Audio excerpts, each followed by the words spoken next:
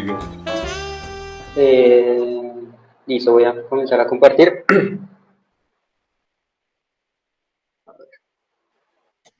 Ahí están viendo las notas, ¿cierto? ¿O no? Cierto.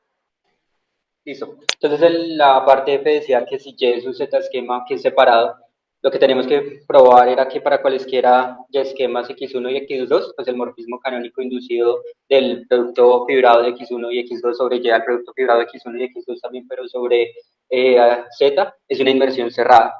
Entonces, digamos, acá pues comencé diciendo como que porque tenían ambas sentido, digamos, cómo son los morfismos de estructura de X1 y X2 como Z esquemas, sabiendo que son Y esquemas. Sin embargo, eso lo vimos la clase pasada, entonces no creo que valga tanto la pena, como digamos, detenerse en eso, ya que los compañeros lo expusieron.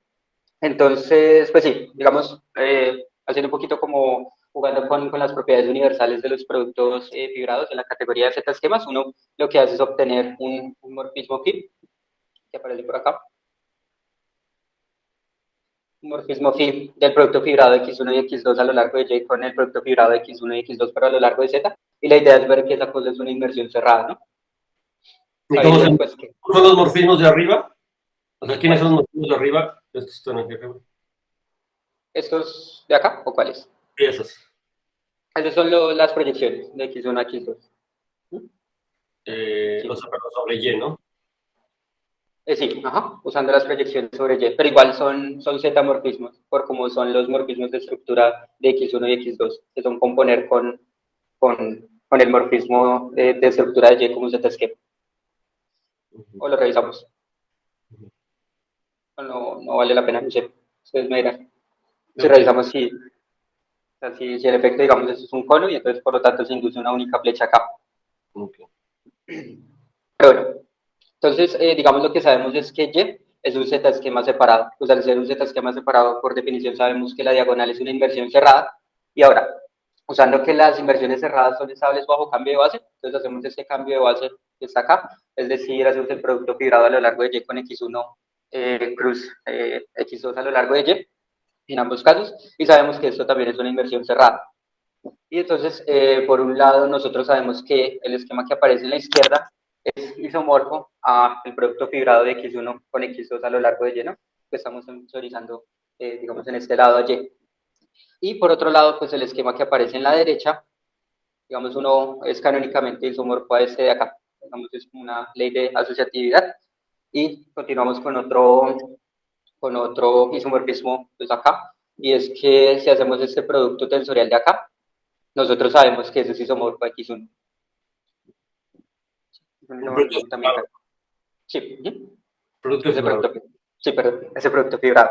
Y ahora volvemos a asociar de nuevo, digamos, lo que sabemos es que este esquema que aparece ahora a la derecha también es isomorfo a este esquema de acá, y es usando, digamos, las leyes de conmutatividad, de cierto sentido de asociatividad que tiene el producto fibrado.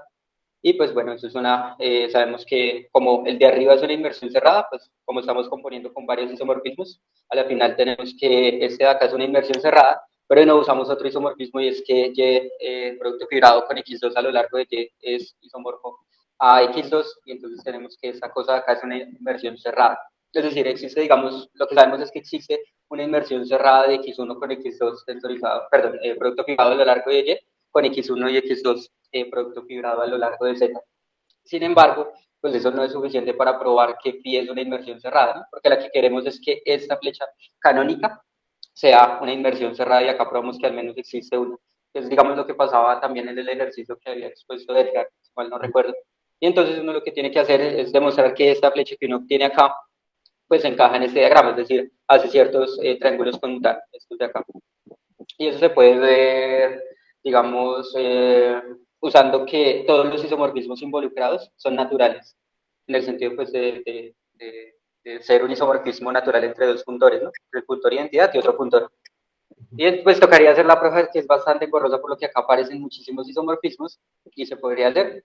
Sin embargo, pues usando el lema del ejercicio de Pedro sale mucho más sencillo en vez de usar tantos isomorfismos canónicos. Uno lo que puede hacer es lo siguiente, y es darse cuenta que pues, lo que probó Pedro era, o una parte, un lema que usó Pedro fue demostrar que esa flecha que se induce entre los productos fibrados de X1 y X2 sobre Y, X1 y X2 sobre Z, los proyectos sensoriales, perdón, encajan en este diagrama y más aún pues son el pulmón, es decir, exacto, o sea, es cartesianamente cerrado.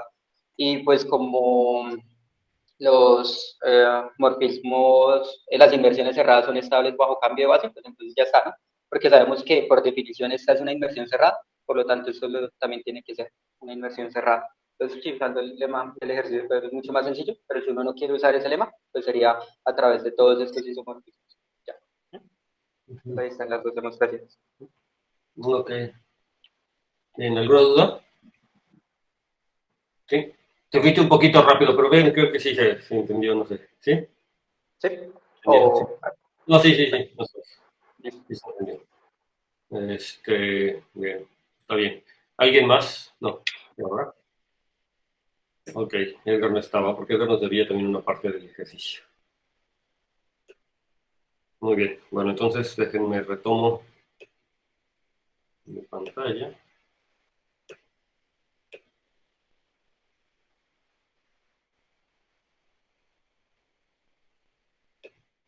Ok, entonces estamos en, les digo que vamos a ver esto de los esquemas propios. Bueno, vamos a ver.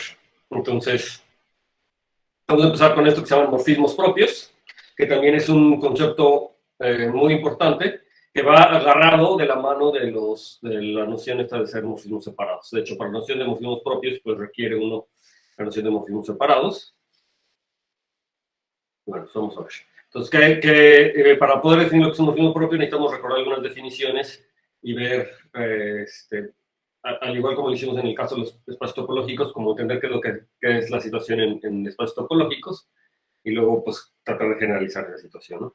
Entonces, recuerden que en espacios topológicos decimos que un morfismo f de x a y es... Ah, no, ni siquiera empecé con eso, empecé con lo que es cerrado. Decimos que un morfismo f de x a y es cerrado si manda subconjuntos cerrados en cerrados, ¿no? Eso es normal, ¿no? Esa es una noción topológica y nada, es importante recordarla porque es parte de la definición también.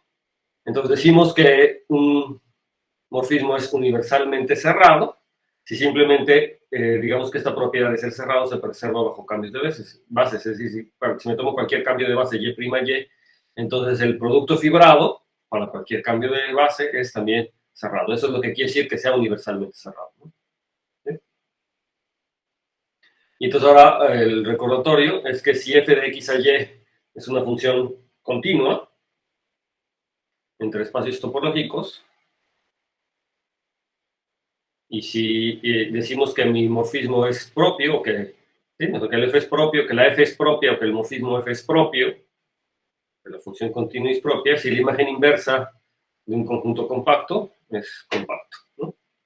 Entonces, esa es la noción clásica de topología que nos gustaría a nosotros, de alguna manera, generalizar a esquemas, ¿no? Nos gustaría tener morfismos propios, sobre todo por las propiedades categóricas, digamos, que cumplen los morfismos propios. O sea, es la misma idea de Grothendieck de siempre, ¿no? O sea, yo tengo una definición que funciona muy bien, pero para esquemas no funciona. Entonces se pregunta, ¿qué es lo que sí hace que funcione? ¿O por qué uno dice que funciona bien? ¿Qué es lo que tiene ese morfismo? ¿Qué es lo que hace que funcione bien? Ahí dice, bueno, pues son estas las propiedades que a mí me interesan, ¿no? Y entonces, pues lo que hace es, bueno, ¿cómo puedo hacer que en esquemas funcione eso? ¿Cuál es la correcta noción para que funcione eso? A lo mejor no es exactamente la misma noción de base, pero hay algo equivalente que hace que funcione. Entonces, los morfismos separados es el primer ejemplo, posiblemente, a lo mejor hay más antes, pero bueno, es uno de los ejemplos en donde lo que queríamos era Hausdorff, ¿no? Por las propiedades, en particular esta de la diagonal que se cerrada, que se puede ver con otra definición, ¿no? O sea, cambiando la definición del parámetro. Bueno, propio es lo mismo, pero ahora con este concepto. Nos gustaría que la imagen inversa de compacto sea compacto, pero se quiere definir en términos, digamos, esquemáticos. Entonces, otra cosa que hay que recordar es que cuando X es localmente compacto y Hausdorff, y recuerden que Hausdorff es separado en esquemas, sabemos que la función f de x a y es propia si solamente sí, para cada espacio topológico, subespacio topológico, para cada espacio topológico z, tal que la aplicación que va del producto cruz de x a z a y z, que es justamente, pues a x lo manda f de x y z lo manda la identidad, o sea, que tengo este morfismo, es cerrada. Entonces, es una caracterización de conjuntos, digamos, localmente compactos, digo, caracterización para hacer propio con unas condiciones extras, ¿no? O sea, se le pide que sea localmente compacto y Hausdorff o separado. Y entonces esta noción en particular es como una noción que la noción equivalente que nos va a ayudar a generalizar lo que es un morfismo propio, simplemente porque, así como en el caso de espacios separados, pues está dado en términos de objetos que son generalizables, que es cerrados por un lado y por otro lado productos fibrados. En este caso es producto cartesiano, pero es un producto cartesiano se generaliza con productos fibrados, ¿no? Entonces, si ustedes no recuerdan esta demostración, pues se las dejo en naranja como un ejercicio para que vean que en espacios topológicos decir que un morfismo es propio siempre y cuando sea localmente compacto, y solamente si para cualquier espacio topológico Z la aplicación que se obtiene de esta manera es una aplicación cerrada, manda cerrada. Entonces vamos a hacer la definición. Entonces un morfismo de esquemas F que va de X a Y es propio, ¿no? Sí, para empezar le vamos a pedir que sea de tipo finito, ¿no? O sea que eso quiere decir, es una cosa muy importante, parte de la definición de ser propio es que tiene que ser de tipo finito, ¿sí? Y que además es separado, también es parte de la definición, entonces propio no existe sin separado, es como esta propiedad de Hausdorff que está en el cuadro naranja, entonces le vamos a pedir que sea de tipo finito y separado, y además universalmente cerrado. Entonces ahí están las tres condiciones para que sea un morfismo propio. Entonces, ¿qué es un morfismo propio? Pues es propio si es de tipo finito, separado y universalmente cerrado. Entonces, nuevamente, como en el caso de esquemas separados, la definición la estoy dando en términos de morfismos, pero queda claro lo que quiere decir que un esquema sea propio sobre otro cuando estoy hablando en el caso relativo, cuando estoy fijando un esquema base, ¿no? Lo escribo, decimos que un esquema, un Y-esquema, digamos, es propio si su morfismo estructural pues es propio. ¿De acuerdo? Y entonces, en ese sentido, como siempre, podemos trabajar siempre en la categoría de Y-esquemas, ¿no? Y todo hacerlo ahí y de hablar de esquemas propios. O si no estamos trabajando en la categoría de Y-esquemas y quiero trabajar con composiciones de morfismos, etcétera, pues me conviene hablar de que el morfismo en particular es el que sea propio. ¿Ok? Muy bien. Entonces, la cosa es que no es tan fácil en dar ejemplos de cosas que sean propias y que no sean propias de entrada, ¿no? Necesitamos, para poder dar ejemplos y poder decir, este sí es propio o no, pues necesitamos avanzar un poquito en la teoría, para que entonces ver qué cosas son propias y qué no son, ¿no? Okay. Así con la pura definición, es difícil decir, este cuate es propio, ¿no? Porque es difícil checar esta propiedad de ser universalmente cerrado en particular. Ok, entonces CAP, para esto lo vamos a hacer con un poquito de generalidad, es una idea interesante. Entonces, como ver, si yo tengo una cierta propiedad P que cumplen ciertos esquemas bajo ciertas condiciones, entonces, ¿qué es lo que puedo concluir a partir de que todas estas condiciones se cumplan? Y en particular lo voy a utilizar para el caso de propiedad, o sea, de que sea un esquema propio.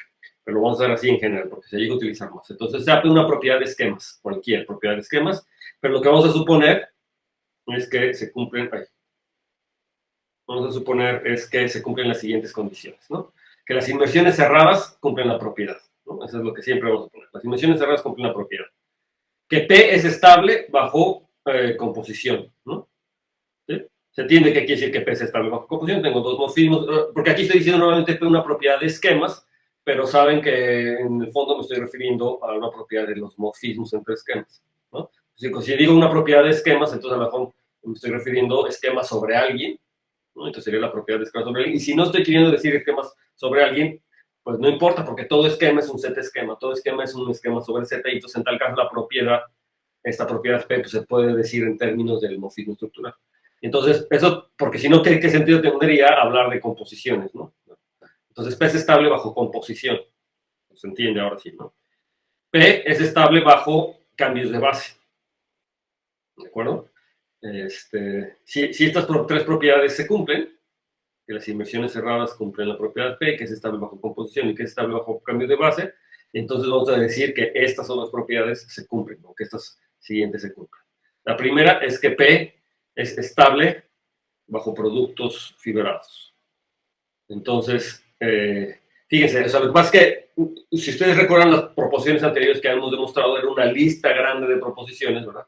Y como que siempre teníamos que probar lo mismo, y de hecho las estrategias para probar las últimas, o estas, por ejemplo, que era estar bajo productos fibrados, como que siempre a fin de cuentas era utilizar las anteriores, ¿no? Entonces esto es de alguna manera, me está diciendo, bueno, sí, es que en realidad basta que verifiques estas tres primeras propiedades porque se van a seguir las que siguen.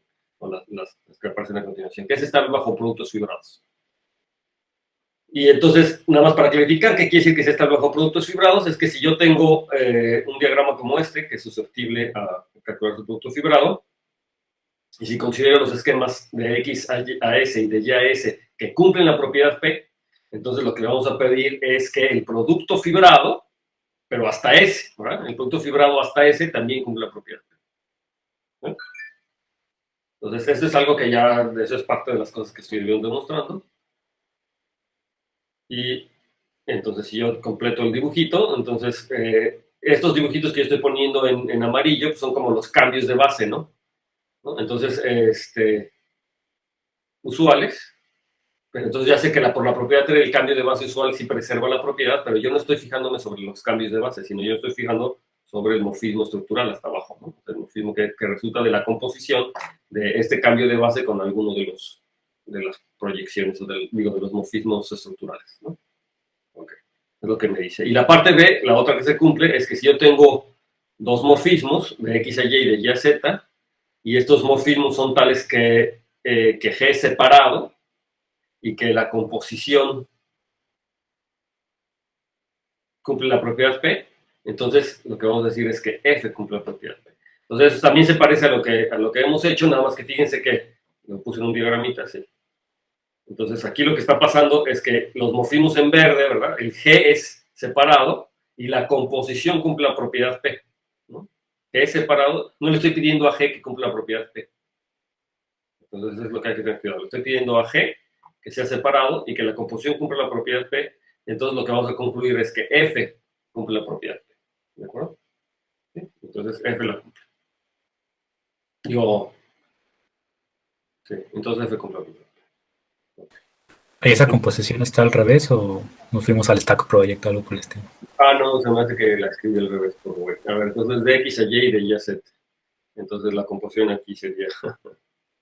A ver, y fíjate que cuando lo escribí estaba pensando exactamente que es mucho más natural escribir F seguido de G, ¿no? No. Por cierto, que dicen del stack, ya chequen el stack y si está normal el stack también. ¿Sí está normal? Sí. ¿No está en esa convención? ¿Seguro? Entonces, ¿qué pasa ahí con eso? No, o sea, ya revisé bien y fue como que más una confusión mía de los términos. Pero sí está bien en el stack lo de...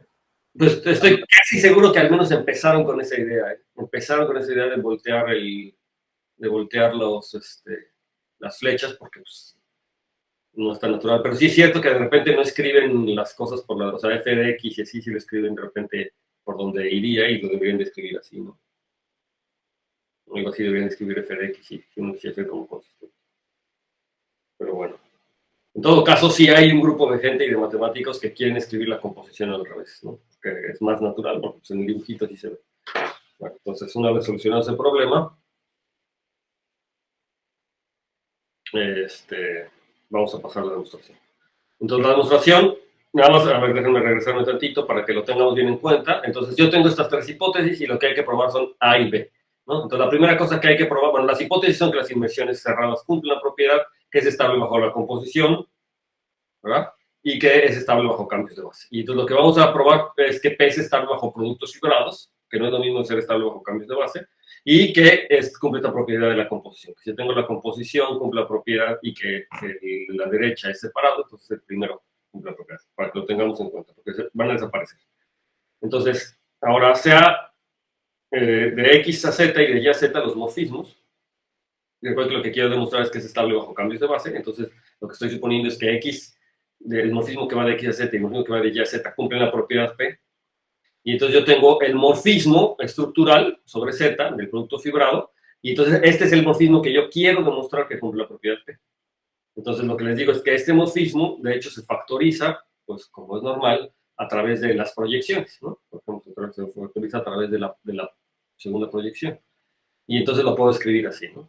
Entonces, y es el mismo, ¿no? Por la conmutatividad del diagrama, es el morfismo estructural del producto fibrado, pues es esa composición. Y ahora, como P es estable bajo cambios de base, esa es una de las hipótesis que estamos suponiendo que se cumplen, entonces el que sí puedo decir que es estable bajo cambio de base es el producto fibrado. Entonces, el producto fibrado de X con Y sobre Y es propio. No digo no propio, cumple la propiedad P. Sí, el producto fibrado de X con Y sobre Y cumple la propiedad P. Y luego, como la composición de morfinos que cumple la propiedad P, o sea, como no es estable bajo composición de morfinos, también cumple la propiedad P. Entonces aquí el resultado era inmediato, ¿no? Tenemos que X con Y con Z cumple la propiedad P. Y eso es, si recuerdan ustedes sus demostraciones, pues muchas veces eso era lo que estaban haciendo, ¿no? Más o menos, tal cual la propiedad. ¿Sí? Entonces está clarísimo, ¿no? Entonces recuerden que las hipótesis era que era estable bajo cambios de base, estable bajo composición y la otra cual es, les estoy diciendo acuérdense, y yo sé que se me olvidó. Nada más para que lo tengamos aquí muy enfrente. Y que, y el estable, que las inversiones cerradas, ¿no? Las inversiones cerradas. Ok. Entonces, para la segunda parte, lo que queremos pues, es la cosa de la composición, ¿no? Queremos hacer la cosa de la composición. Me parece que por ahí alguien también utilizó un argumento muy parecido a este que vamos a dar, y es pues, pasar a través del producto fibrado y entonces ver que...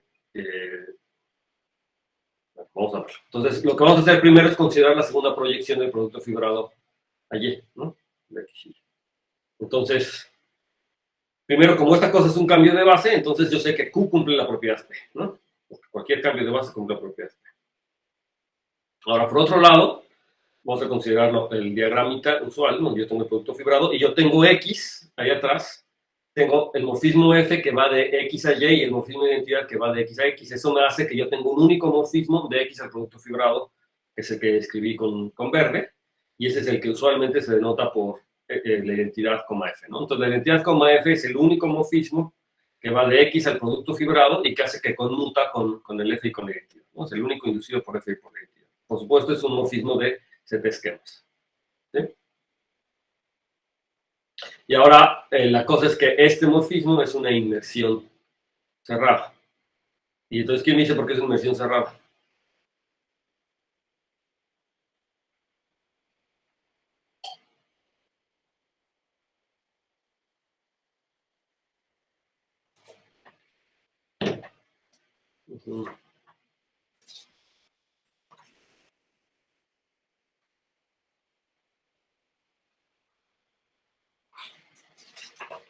Entonces, si recuerdan lo que nos acaba de demostrar Diego, ¿verdad? Se recuerdan que lo que nos daba una serie de condiciones y nos decía, bueno, bajo estas condiciones un determinado morfismo es una inmersión cerrada. ¿Recuerdan? O sea, que el morfismo de los productos fibrados sobre Y, tenía dos esquemas X1 y X2. O sea, tengo un esquema, tengo un morfismo, o sea, lo que nos demostró Diego era algo así, como que tengo un morfismo de F de X, no, de YZ. Tengo un morfismo de YZ y tengo dos esquemas X1 y X2. Dos esquemas X1 y X2 sobre Y. Y entonces fijaba el producto fibrado de esos esquemas sobre Y y el producto fibrado de esos mismos esquemas sobre Z. Y decía, el morfismo que va entre ellos es una inmersión cerrada. Entonces yo digo que si interpretamos este diagrama adecuadamente, realmente lo que tenemos es algo como lo que nos estaba diciendo Diego. O sea, en otras palabras, lo que quiero interpretar es a X como un producto fibrado, pero sobre Y. ¿Y a poco X no es un producto fibrado sobre Y? ¿No? Entonces, si yo quiero escribir X como producto fibrado como sobre Y, ¿quién es? Por los mismos isomorfismos canónicos de productos fibrados. ¿Quién sería? Sería X fibrado con Y sobre Y. Exacto. Entonces, el producto fibrado de X con Y sobre Y. Entonces, ahora, bueno, y para utilizar esa función tenía que utilizar que Y sobre Z fuera separado. Y ahora sí, la otra condición para hacer ese ejercicio que hizo Diego, pues es eso, ¿no? Considerar a X como producto fibrado. Y en efecto, X es el producto fibrado de X con Y sobre Y. Y entonces, de X con Y sobre Y, yo estoy teniendo el morfismo F. ¿Por qué le puse F? Sí, es F. El morfismo que va a X cruz Z. Ah, sí, es F, ¿verdad?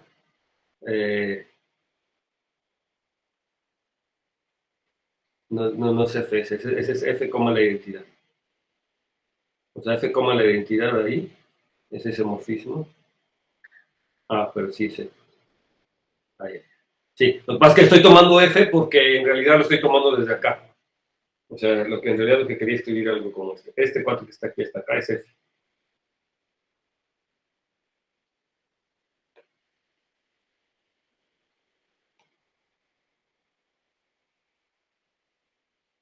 Entonces, bueno, F, que es el morfismo de X al producto fibrado,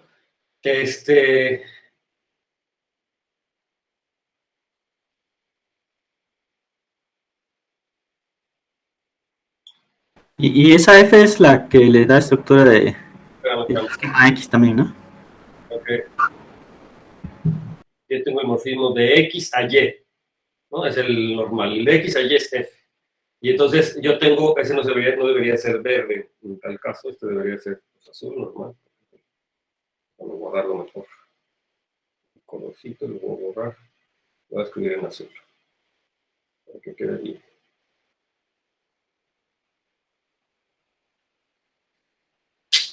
No, sí estaba bien. Yo tengo el morfismo de X, que es X cruz Y, y luego quiero el morfismo verde, que es este más bien es la identidad. Entonces, la identidad, coma F. ¿No? Este morfismo es ese. Y este es el que quiero, porque el otro ni siquiera, este va de X a Y. Ok, entonces si este es el que quiero, que es el morfismo, y este cuate, si lo pienso como desde aquí, ¿verdad? Si lo pienso desde aquí, ese cuate es una inmersión cerrada por el ejercicio que acabo de realizar Diego. Ese sí es una inmersión cerrada, ¿no? Este es una inmersión cerrada, de hecho, que es lo que quiero decir, ¿no? Ese morfismo es una inmersión cerrada. Y entonces, pues si yo lo compongo, si lo veo con la identidad con X, entonces estoy teniendo un morfismo desde X hasta el producto fibrado, que es una inmersión cerrada. Porque esa igualdad es un isomorfismo, pero de hecho es un isomorfismo canónico. Entonces, es una inmersión cerrada. Y entonces, ahora, ¿qué es lo que está pasando? Es que si yo compongo Q, recuerden que Q era la proyección de X cruz Y a Y, o sea, sería la flecha que está aquí arriba. Es esta, ¿verdad? Q es esta. Entonces, si yo hago Q con la composición, pues lo que me va a dar es F. Digo Q con este par verde, pues lo que me estoy obteniendo es F. Y entonces lo que estoy diciendo es que esta composición cumple la propiedad P. ¿Por qué la composición cumple la propiedad P?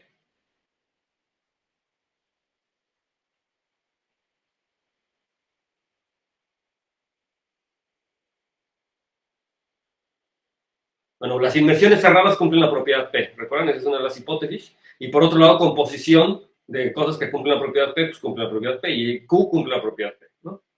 ¿Sí? Es lo que empezamos diciendo eso. Q es la segunda proyección. Como es un cambio de base, Q cumple la propiedad P. Entonces, tanto Q como este morfismo, que es una inmersión cerrada, cumplen la propiedad P. Entonces, la composición cumple la propiedad P. Entonces, lo que estoy diciendo es que F, por lo tanto, por las inmersiones cerradas cumplen propiedad P y la composición cumple propiedad P. Y entonces lo que estoy diciendo es que por lo tanto F pues cumple la propiedad, ¿no? ¿Sí? Entonces F cumple la propiedad. Ya es lo que quería demostrar, ¿no? Entonces, básicamente estas demostraciones, estoy seguro que en el fondo algunos de las demostraciones que ustedes hicieron se basan en esto, ¿no? No son muy parecidas en este caso. Bueno, en todo caso, lo que me está diciendo es que si yo cumplo si cumplo las propiedades, las tres propiedades de arriba, automáticamente voy a tener la propiedad A y la propiedad B. Están aquí. Ok. Entonces, pues lo que se quiere demostrar en realidad era esta proposición. Me dice que se cumple lo siguiente. Entonces, primero que las inmersiones cerradas son propias. Y entonces aquí ya se va viendo, ¿no? Las inmersiones cerradas son propias, sería ahora la propiedad P sería ser propio. Y entonces lo primero que voy a ver es que las inmersiones cerradas son propias. Bueno, pues que la composición de morfismos propios es propio. Nuevamente la parte B. La parte C, que morfismos propios son estables bajo cambio de base. Y entonces con eso estaría probando, se estarían diciendo las tres primeras propiedades y entonces automáticamente yo puedo concluir las otras propiedades. Y es que si X a Z y Y a Z son propios, entonces el cambio de base es propio. Y ese ya sería un colorario, básicamente, de lo que acabamos de ver anteriormente. Y que si la composición de estos morfismos es propia, y el segundo separado, entonces X a Y es propia, ¿no? Y finalmente tenemos otra, que si X a Y es un morfismo suprayectivo de esquemas sobre una base S, aquí es un morfismo proyectivo de esquemas sobre una base S, y supongamos además que Y es separado y de tipo finito sobre S, y que X es propio sobre S. Entonces estamos suponiendo varias cosas, ¿no? Lo pongo en un diagrama. Entonces lo que vamos a concluir es que Y es propio sobre S. Entonces lo que teníamos en el diagrama primero que X sobre Y es un morfismo suprayectivo y todos son morfismos sobre S, entonces debo tener un diagrama conmutativo, pero lo que estoy diciendo es que el morfismo estructural de Y es separado y de tipo finito, estas son las condiciones, y el morfismo estructural de X tiene que ser propio, y entonces lo que me basta decir es que si se cumplen estas condiciones, entonces el morfismo de arriba, ese que era suprayectivo, tenía que ser propio, ¿de acuerdo? Entonces, este ejercicio, pues es básicamente, de hecho es mucho más fácil que los anteriores, por lo que acabo de mostrar hace ratito, y bueno, igual me gustaría que se los dejara tarea, porque nuevamente es aplicar, por un lado lo que acabamos de hacer, pero aplicar todo lo que hicieron las otras proposiciones anteriores, desde la proposición de tipo finito hasta la proposición de separados, y ahora esta es la equivalente, pero para esquemas propios. Y cada vez son más rápidas. De hecho, la demostración de aquí debería ser nada más entender cómo utilizar las otras dos proposiciones que estoy diciendo, ¿no? Y ya. Entonces, igual me gustaría que estos las presentaran rápidamente, deberían ser argumentos muy, muy rápidos, pero a lo mejor, por ejemplo, a lo mejor las únicas realmente interesantes son A, B, C y F, ¿no? Porque la D y la E, pues son claramente las consecuencias de lo que acabamos de decir, ¿no? Entonces vamos a decir que estas dos no, ¿no? O sea, estas dos.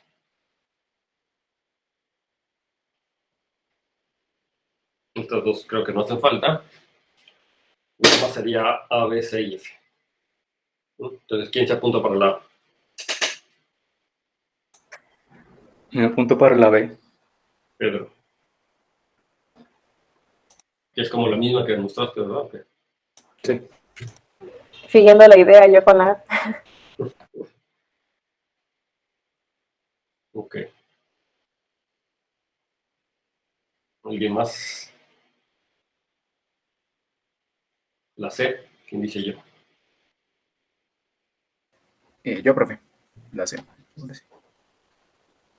Ya nos faltaría la F porque las otras ya están. De verdad, estas son rapidísimas, ¿eh? Son rapidísimas, no son nada difíciles. Nada más que, bueno, como todas estas proposiciones les sirven más y las piensan tantito y ya. Entonces, no crean que les va a quitar mucho tiempo esto les debe salir rápido.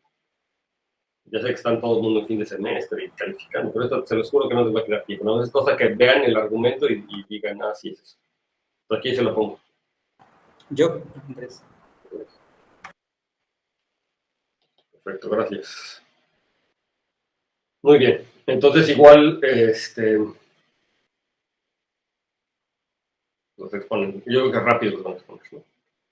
Ok, entonces, nada más me gustaría que sí, como que, o sea, estas cosas se utilizan, ¿no?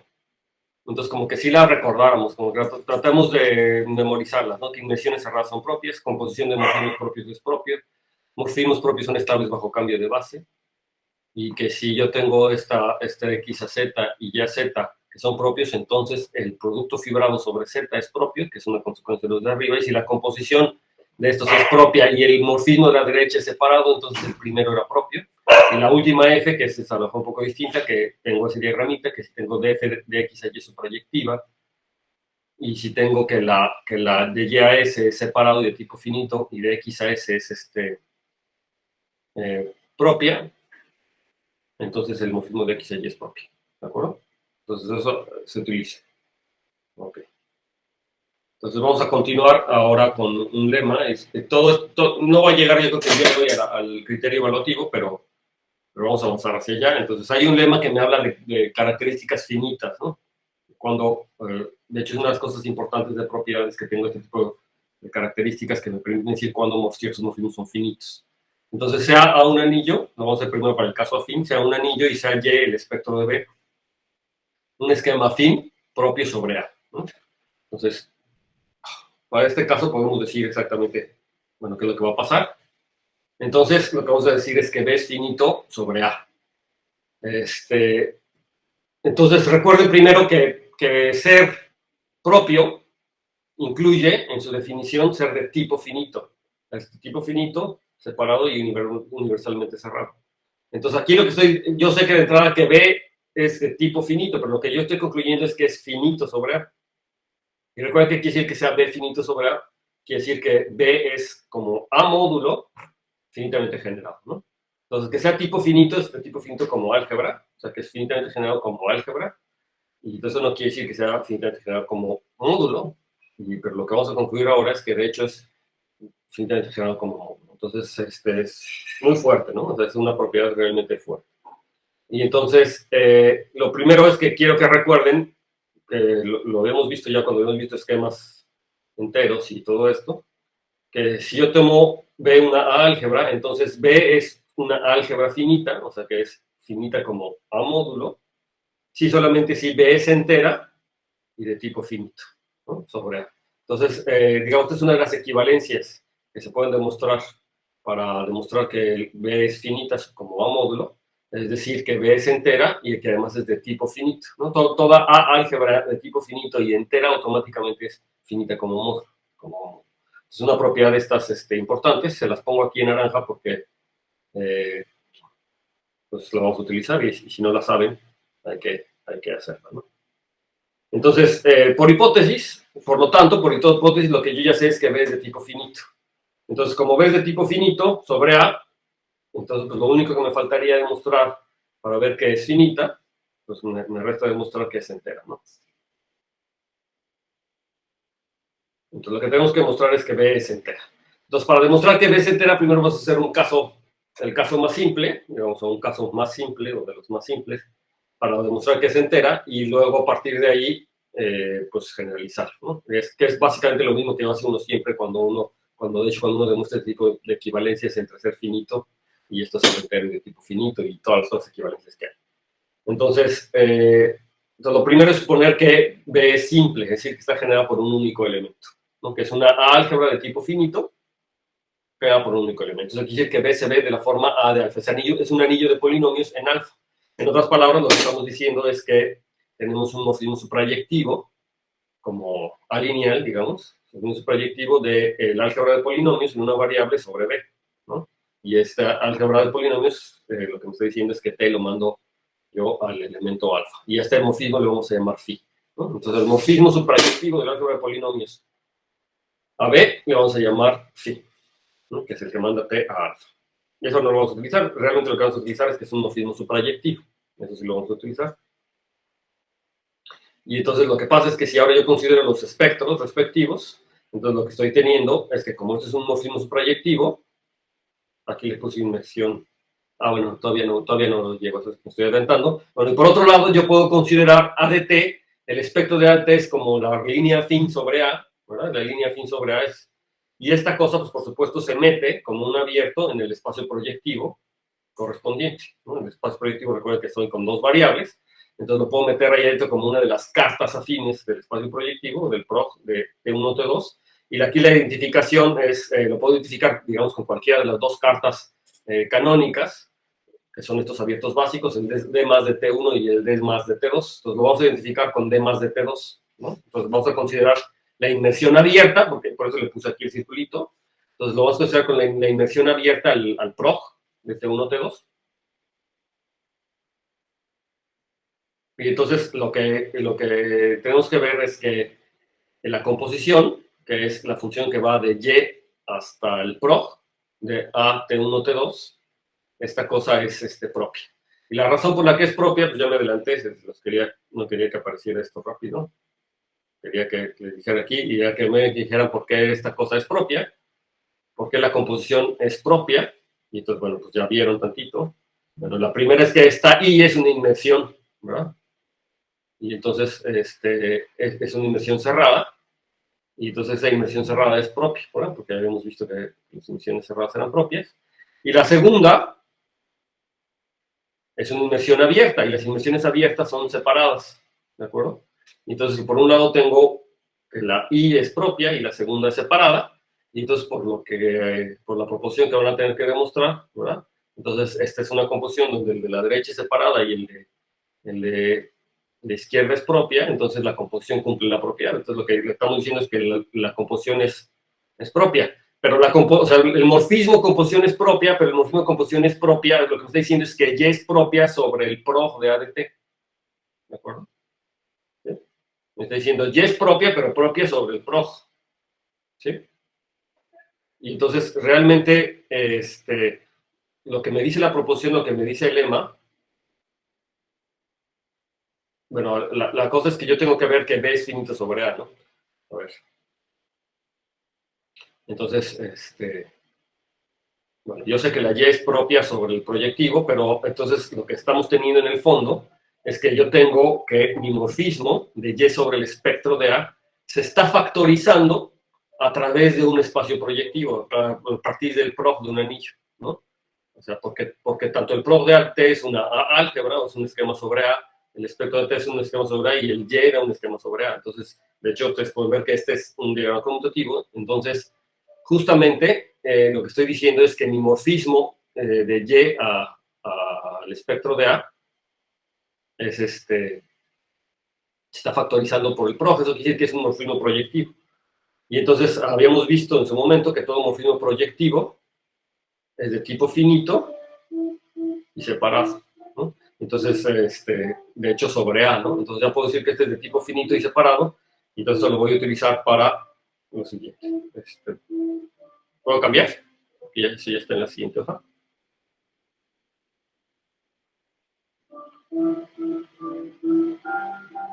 Y entonces, lo que vamos a ver es que lo que tengo, por lo tanto, es que existe un ideal homogéneo J en AT1, T2, ¿no?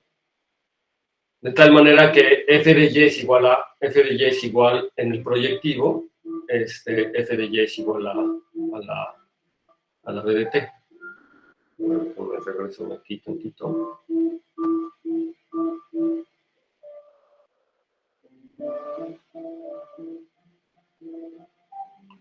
O sea, lo que yo estoy concluyendo, lo que tengo que concluir aquí es que la imagen de y es cerrado. Es un cerrado del proyectivo.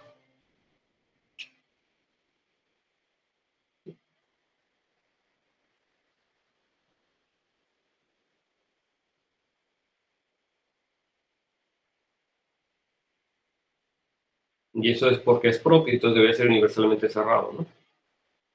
Entonces la imagen del y en particular tiene que ser cerrado.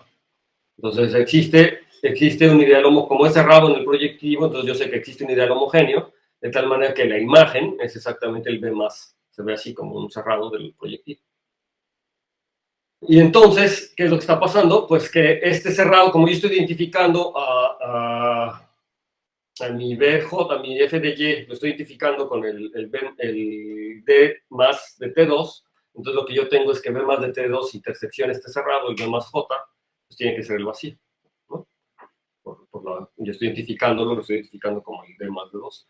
Entonces, por lo que aquí vamos a tener, recuerden que eso quiere decir que el ideal S, ¿verdad? La parte S, que es el ideal homogéneo generado por T1, T2, pues tiene que estar dentro del radical de la suma, porque B más de T2 intersección B más de J, eso corresponde a B más de T2 más J. Y entonces que B de algo sea el vacío, eso es equivalente a decir que el S, ¿verdad? La parte B más del prof, si yo hago prof de B, la parte B más es exactamente todos los homogéneos, ¿verdad? Los que no son homogéneos de grado 0, y en este caso coincide con el ideal T1, T2, quiere decir que está dentro del radical justamente de ese ideal, ¿no? Y entonces, ¿qué quiere decir que esté en el radical? Recuerden que yo lo que quiero demostrar es que es finito, entonces voy a demostrar que es entero. Lo que quiero mostrar es que es entero, porque es lo único que me falta para demostrar que es finito. Entonces, lo que quiero demostrar es que satisface en particular la imagen de T, ¿verdad? El alfa, la imagen de T, bajo el morfismo phi, satisface una ecuación entera sobre A. Es lo que yo quiero demostrar, ¿no? Que satisface una ecuación entera, que la imagen de T satisface una ecuación entera. Entonces, aquí estoy en busca de esa ecuación entera. Entonces, esto implica, el hecho de que el ideal esté aquí adentro, eso implica que va a existir un polinomio homogéneo en dos variables, adentro de J, que es de la forma T1 a la n más T2 por Q de T1, T2, para algún n mayor o igual que 1. ¿Sí? ¿Sí? ¿Sí están de acuerdo, no? O sea, el T1, T2 está en el radical, quiere decir que alguna potencia, o sea, que cualquier elemento que esté en T1, T2, en alguna potencia está en J más T2, y entonces eso va a querer decir que lo va a poder escribir pues, de muchas formas, pero en particular voy a poder encontrar uno que se escriba de la forma T1 a la n más T2 por un polinomio de la forma Q de T1 más T2.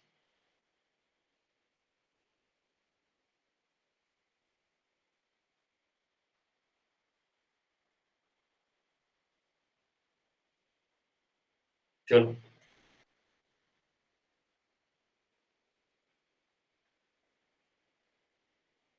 ¿Cómo le harían?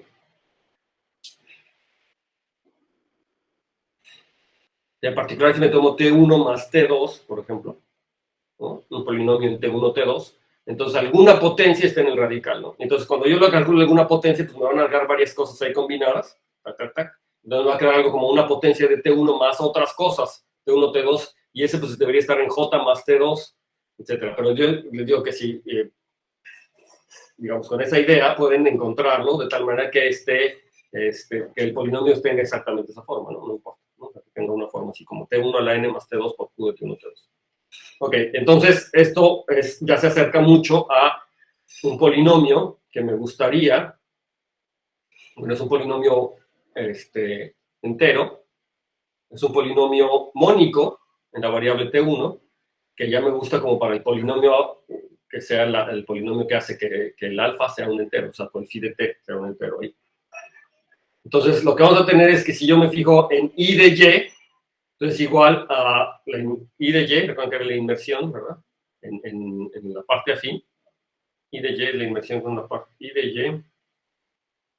Aquí me tengo que regresar. Déjenme ponerle aquí un stop. No, déjenme regresarme tantito para ver. El I, ¿quién es? El I es ese, ¿no? Es de Y al espectro de A de T.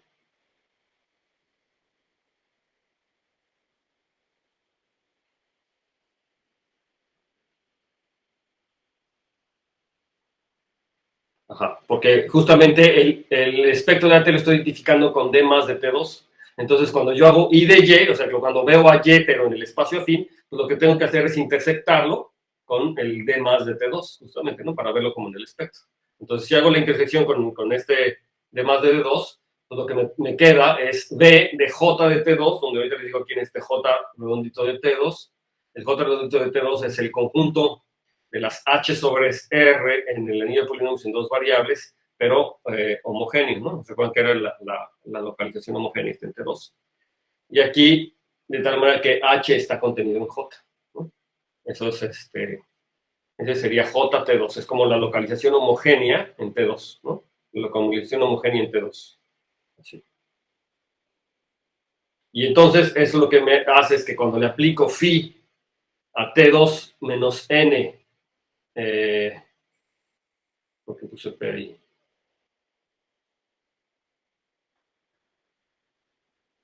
Porque puse P ahí. Vamos a ver qué quería decir con ese P.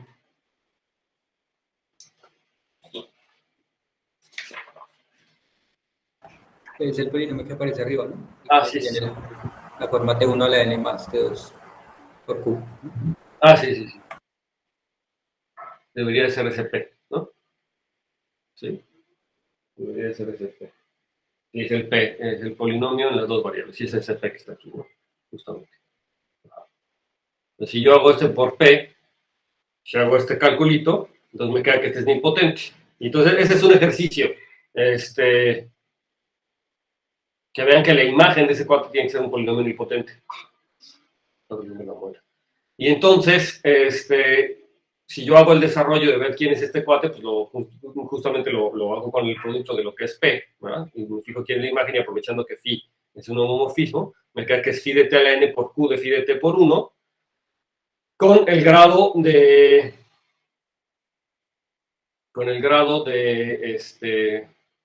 t1, 1 menor o igual que n menos 1.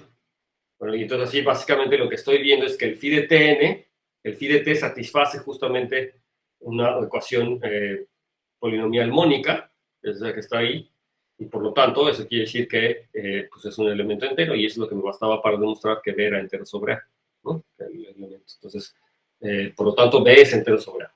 Recuerden nuevamente que B estoy suponiendo que es una imagen proyectiva de A de t bajo phi, ¿verdad? Entonces, estoy teniendo el morfismo de el anillo de polinomios en una variable AB, y el morfismo ese es el phi. Entonces, phi de t es el alfa, el elemento que es el que estamos verificando. Phi de t es alfa, ¿no? Entonces, básicamente estoy viendo que el alfa aquí satisface una ecuación entera, y eso es lo que me basta por unas equivalencias para ver que algo es de tipo finito, que algo es finito, es ver que ese elemento es, o sea, que está generado por elementos enteros, de alguna manera. Entonces, eso quiere decir que B es entero sobre A. Entonces, ahora faltaría ver que, pues, el caso general, ¿no? Pero el caso general, pues, se hace como siempre, básicamente por inducción, ¿no? Dando algún argumento inductivo. Me dice, el caso general me dice que si yo tengo B,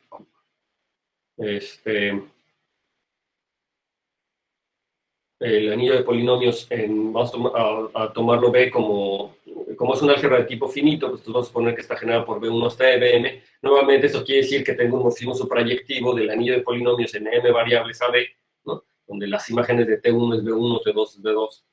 Entonces se escribe así. Y entonces yo voy a poder considerar B1, pues el anillo quitándole una de las variables, o sea, el anillo generado como álgebra con una de las variables menos, le quito la enésima variable.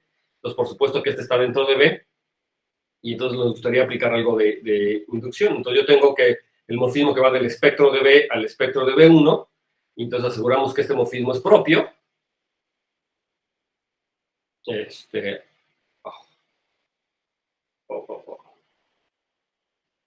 Y entonces, por lo tanto, es entero, ¿no? Aquí me dice por qué es propio el morfismo del espectro de B al espectro de B1.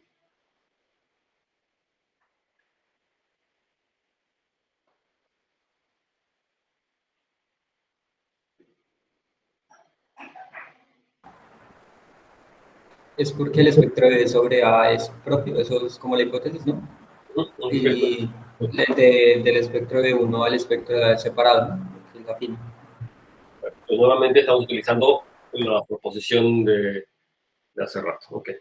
Entonces,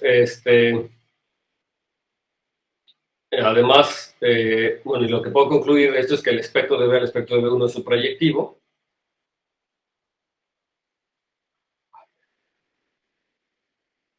Y por lo tanto, el espectro de B1 al espectro de A es propio. Y entonces, por lo tanto, la prueba se sigue nada más simplemente utilizando un proceso inductivo, ¿no? ¿Saben qué? Me está doliendo mucho la abuela. Joder.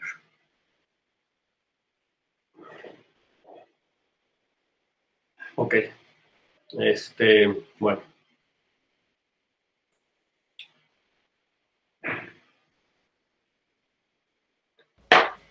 Espérame un tantito, denme 2 segundos, ¿vale? A ver si puedo tomar algo.